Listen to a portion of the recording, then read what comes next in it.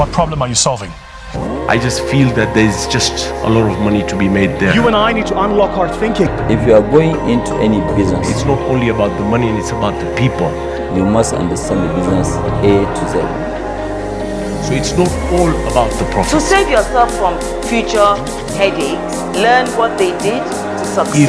If you can come up with an idea of a startup that is related to technology and connecting people, there's just a lot of money to be made there.